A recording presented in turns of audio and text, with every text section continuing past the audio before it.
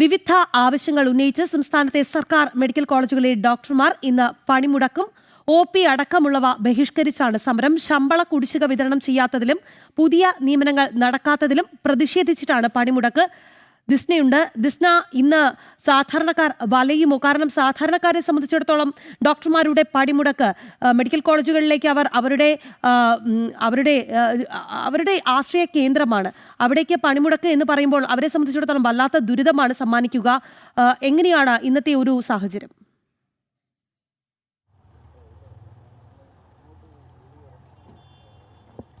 തീർച്ചയായും രാഗി, നമ്മൾ നോക്കിക്കാണേണ്ടത് ആരോഗ്യ കേരളം നമ്പർ 1 എന്ന് പറയുമ്പോഴാണ് ഇത്തരത്തിലൊരു സമരരംഗത്തേക്ക് ഡോക്ടർമാർ വരുന്നത് എന്ന് തന്നെയാണ്.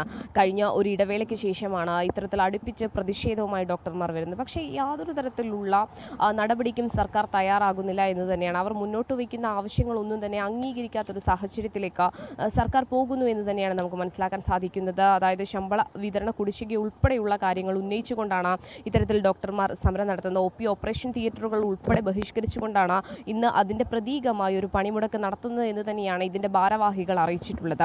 രാഗി, നമുക്കറിയാം നിരവധി പ്രശ്നങ്ങൾ അവർ അഭിമുഖീകരിക്കുന്നുണ്ട്. നമുക്കറിയാം ഈ സംസ്ഥാന സർക്കാരിന്റെ ഭരണത്തിനിടയിൽ തന്നെയാണ് ആശാസമരം ഉൾപ്പെടെ ഉണ്ടായത്.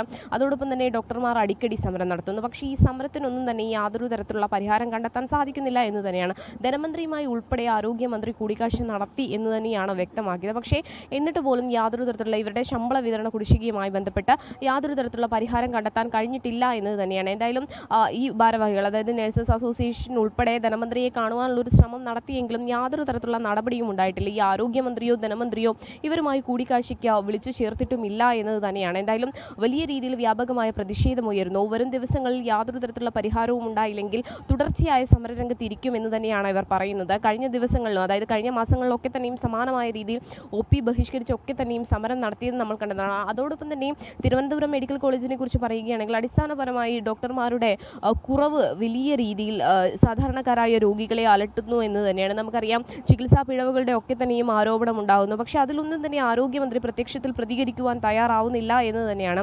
എന്തായാലും വരും മണിക്കൂറുകൾ രോഗികൾക്ക് വലിയ രീതിയിലുള്ള പ്രയാസം ഉണ്ടാവും എന്ന് തന്നെയാണ് നമുക്ക് മനസ്സിലാക്കാൻ സാധിക്കുന്നത്. എന്തായാലും അടിയന്തര ശസ്ത്രക്രിയകൾ ഉൾപ്പെടെയുള്ള കാര്യങ്ങൾ നടത്തും.